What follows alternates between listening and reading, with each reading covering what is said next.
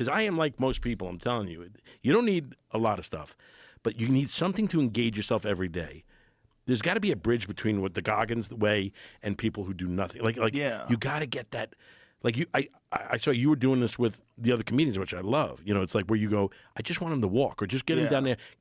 That is so important, man, because it's like if you can get into that groove, you do feel better.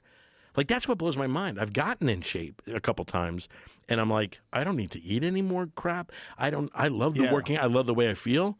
And then it slides right back. What happens?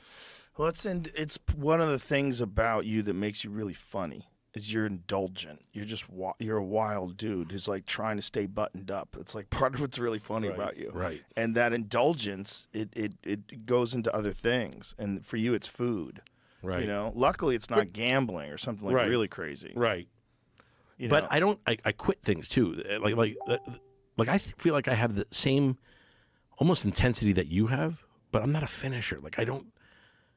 You get really into things. We started jujitsu.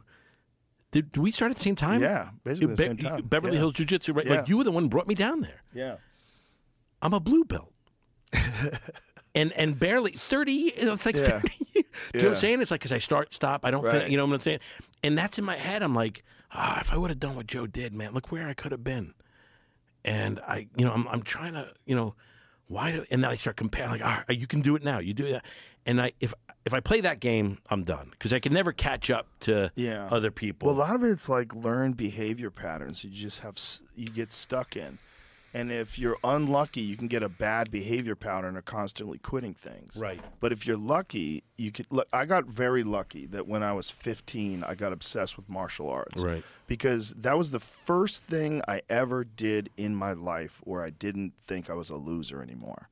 I was like, I realized that if you work really hard at something and you're completely obsessed with something, it could transform your life. So my life from the time I was 15 to the time I was 18, I was a different human. Mm-hmm. From 14, 15, I was insecure. I'd get bad social anxiety.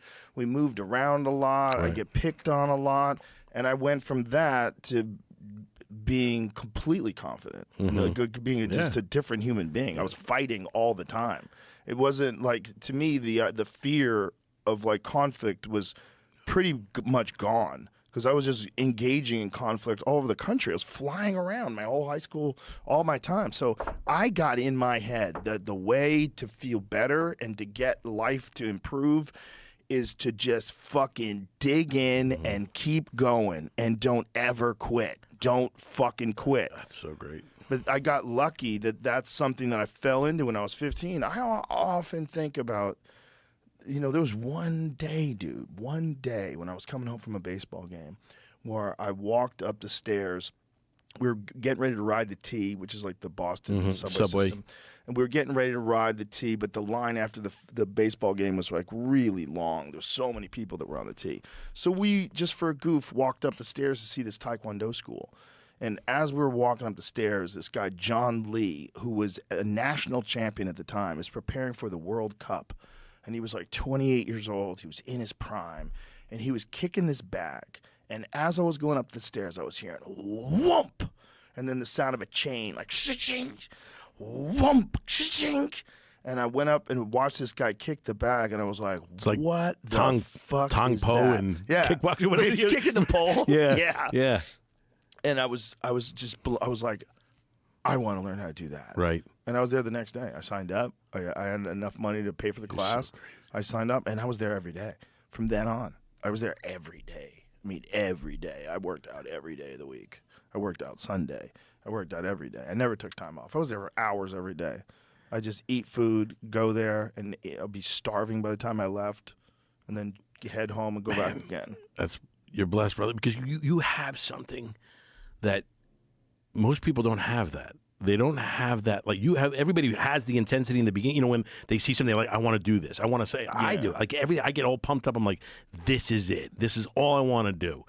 And then it's like, you don't want to suffer. You don't want to put the work in. That's the difference between we both love jiu-jitsu. Well, to love something, you gotta know it. You have to know it, right? You can't love something you don't know. Well, I love it, but you know what I don't love? obviously I don't love the mornings, getting the cold gi on. You know, there's things about getting in with a, you know what I'm saying, getting on the mats. They're sweaty. They've been there since like 5 o'clock in the morning. I got to travel to do it.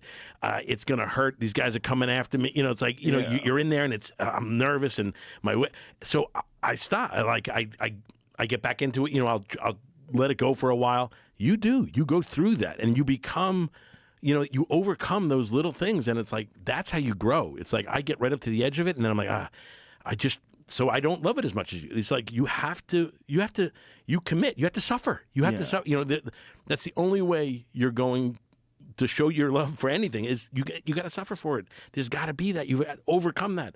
Otherwise, you don't. You died. You know. You have two people. Everybody has two people inside of them. Mm-hmm. Everybody has the person inside of them that wants to go to sleep. Right. The person inside of them that wants to quit. That guy's winning, by the way.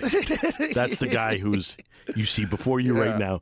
And the other guy that's like, no, this is what you need to do. Right. But the problem is with a lot of people, that other guy that's like, no, that's what you need to do. That person's really timid.